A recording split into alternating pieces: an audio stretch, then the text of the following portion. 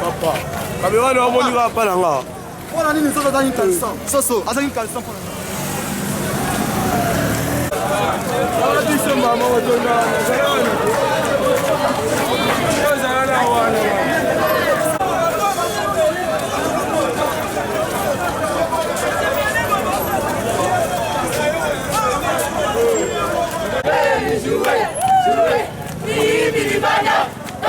la prison.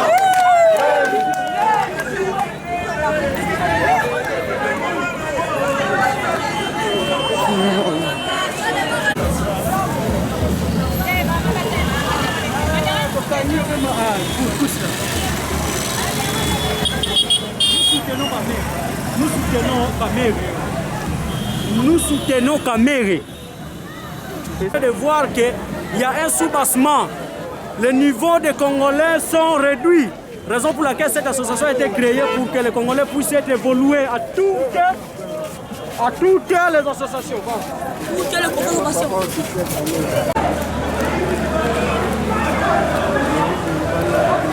Bolobini pour la libération et Vital Kamerhe. Alors ça invité. Ça innocent. Ba prouver peuple té, ba prouver Vital Kamerhe té que Vital Kamerhe aibi. Ba la kisabiso place transfert et salamaki na compte ya Vital Kamerhe. Ba la kisabiso place mutu akende kopesa Vital Kamerhe mbongo. Transfert et salamaki de compte à compte comme ça tonzima. Nyoso tu wana ezalité, preuve ezalité. Pièce contre pièce échoué. Bakoki ko prouver en côté. Merci beaucoup Maman Élysée. To sepeli diloba yasuka o ko adresser na population na moni ba jeune ba ko accompagner yo oza aimé na bilenge na moni bilenge bazo yemba yo mobilisation ezaki makasi. Kanya bino epa na bino kanya ke bimite. Biso en tout cas to porta Vital Kamerhe na motema. Poto yebi aza président moko 1 mokili mobimbe yebi kaza motema malamu. Pacificateur. 2 ba yebi ke aza mutu mayele. Yende mutu asala ba ane ebele na ba ministère ebele awa na Congo. Asala pe na parlement to monaki na temps ya Vital Kamerhe na parlement nenge parlement ezaki elengi. Aza mutu o ayebi musala zo mekate ayebi. Merci beaucoup Maman Élysée. Et c'est mon abus sur Zala qui koyoka pe mongongo na.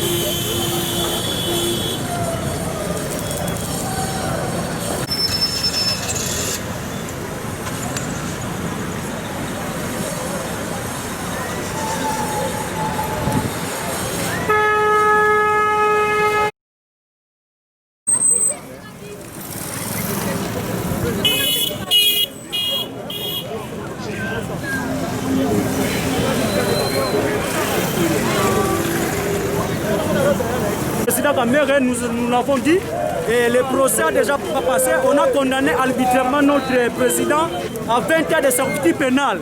Alors la Cour de cassation a fait saisir ce dossier, mais il s'est déclaré incompétent. Alors jusqu'à maintenant, nous déplorons parce que nous savons que, à ce qui concerne la justice, les faits doivent être montrés. Mais les avocats de la République ont été incapables de prouver les preuves de culpabilité de Kamere, raison pour laquelle nous sommes en train de soutenir notre président. Qu'il puisse voir tout le monde, nous sommes contents, nous sommes là, politiquement.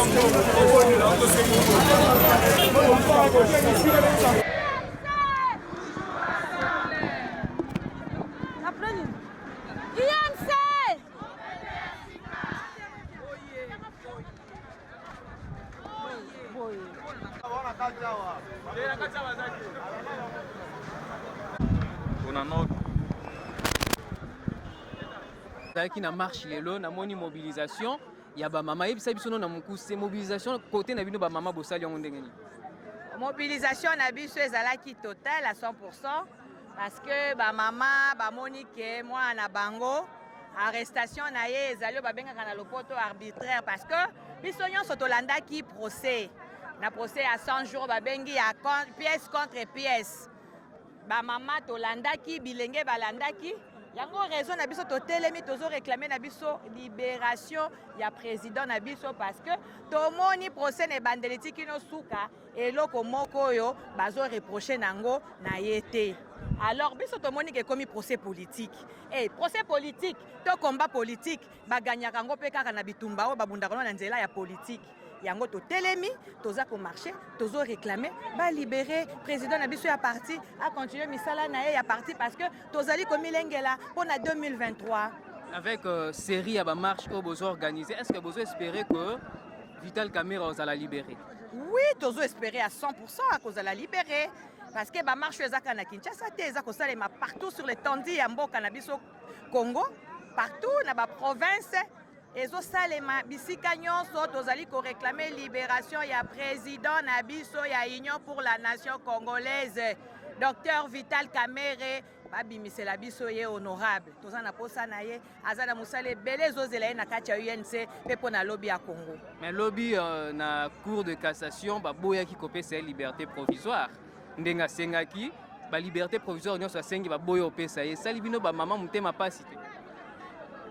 Yango na lobby te toyebi ke komi nango combat politique biso jusque là tozo continuer ko la confiance na justice na biso eza justice ya ba congolais eza ya biso moko ya bana mboka toko bangelo ko moko te tozo continuer ko pesa kaka justice na biso confiance et puis toza na kondima te ba ko akite papa na biso président na biso national parce que azana na likambo moko te bazo reprocher na yango. Merci beaucoup maman. Je vous remercie. Oui. Bubu yai yokele lumbu moshi Yangolo parce que betu ke tuba na bato ina boke ba mfumu sam na mibeko ya bwala na besu ya betu ya Congo bo libérer Kamere fomu na beso ya parti na biso ya INC bo libérer yandi ake na kima moshi yandi ke sala na justice ve ake na kima moshi amebaka na bwala na betu ve iki mutindu yake kuna na prison bo bika yandi betu ke ba kentu betu ke ba mama betu ke dila mambu ya fumu na betu ya parti na beso bo bikisa yandi akwenda na nzo ya nandi ake mona kentu na yandi na bana na yandi mais kima moshi ya kuvana na prison yo keleve bo monisa betu tete iki yandi mesala samu yake vana na prison betu ke tuba betu ke dila samu na mambu na yandi na prison kana ba fumu ina na justice bo me wa betu qui vous a accompagné en campagne, qui vous a accompagné dans l'alternance, est victime d'un complot. Excellence, vous êtes de Philadelphie, vous êtes chrétien. L'injustice n'élève pas la nation, l'injustice est indigne devant Dieu. Nous comptons sur vous pour que vous jetez un regard un peu plus proche et que vous redressiez la justice. Tel est votre souhait. J'ai dit et je vous remercie. Par rapport à marche à l'élo.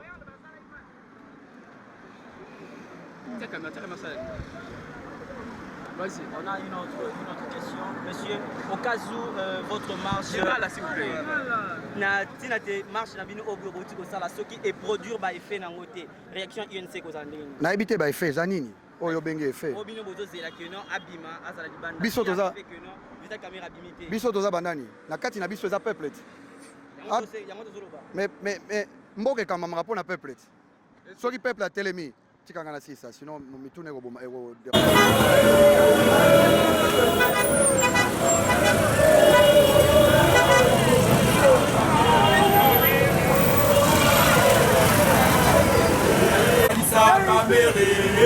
tokolala tokokanisa Kamerhe balingaki baboma Kamerhe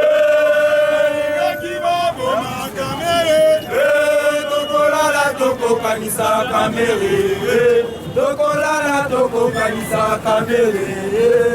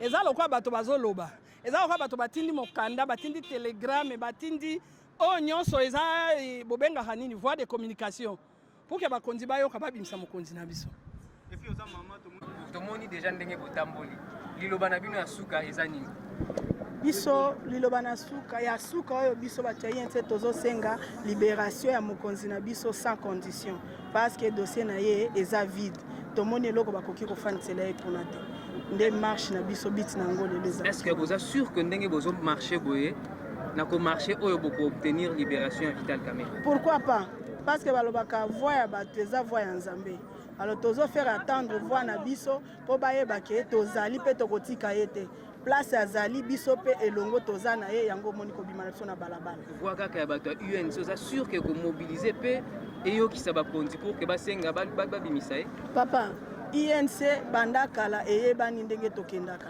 INC tokendaka na bato te ça veut dire soki omoni INC tobimi po tolingi tolakisa ke moto bakangi aza n'importe qui te aza na bato oyo baza nsima na ye alors voix na biso wana soki awa bakoyoka te na bamboka ya libanda ekoyoka na solution ekomonana kaka toza na elika wana merci beaucoup Safi Kandolo, la fédérale la plus